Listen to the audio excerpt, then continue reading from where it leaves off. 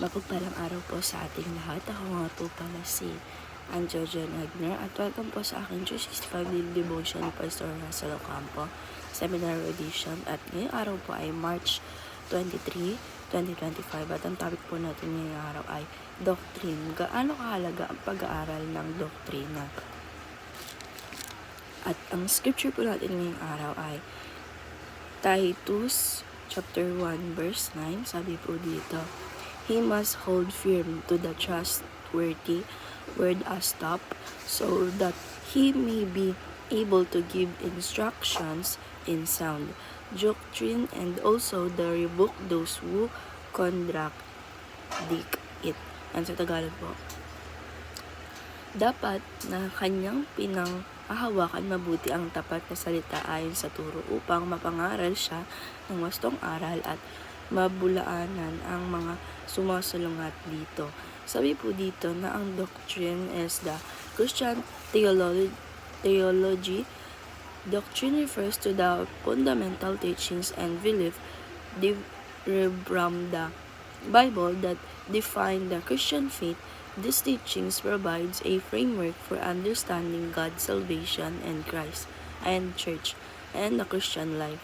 Doctrine is essential for maintaining theological accuracy, guiding believers in their faith and protecting against false teachings.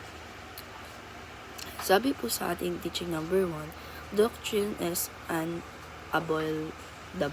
Sabi po dito na ang doctrine ay hindi po natin ito may iiwasan. Dahil nga po, pag sinusunod natin yung doctrine, kasi po yung doctrine is, siya po ang Christian faith. Ito po ang Christian faith at ito po ay nagre-refer sa fundamental teaching and belief na nakalagay sa Bible. Na dapat yung doctrine natin is makikita natin lang sa Bible kung totoo ba ito. And hindi po natin ito maiiwasan dahil na po ang paggawa ng mga beliefs and fundamental teaching sa ating Bible is nakakagawa tayo ng mabuti sa paraan na to at nakikilala natin ang ating Panginoong Diyos sa paggawa natin ng mga kabutihan na galing sa Bible.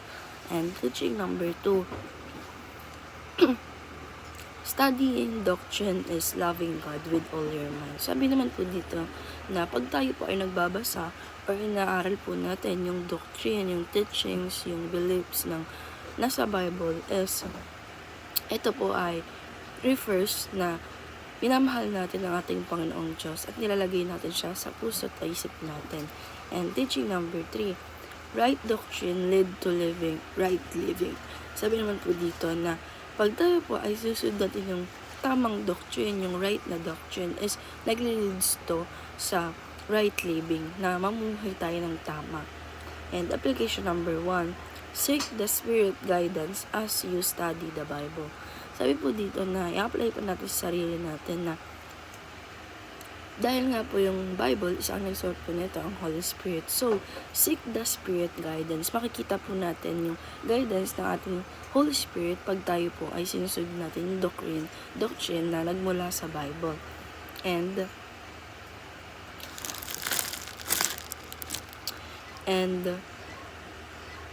application number 2, study God's Word diligently. Sabi naman po dito na i-apply po natin sa sarili natin na pag-aralan natin ng mabuti yung words or yung mga kautusan sa Bible. Dapat ito ay tama at hindi lang po kung saan natin na rinig. Dapat ito ay nakalagay sa Bible. And application number 3, search for biblical doctrine to live biblically. Sabi naman po dito na i-apply po natin sa sarili natin na dapat yung mga doctrine, yung mga biblical doctrine natin is dapat nasa Bible talaga, hindi lang yung mga naririnig natin para hindi ito madaling maputol sa ating puso at isip sa pagkakilala natin sa ating Panginoon Diyos at wastong pagsunod natin sa kanyang teachings and beliefs. And ayun lang po ngayong araw. Maraming salamat. God bless.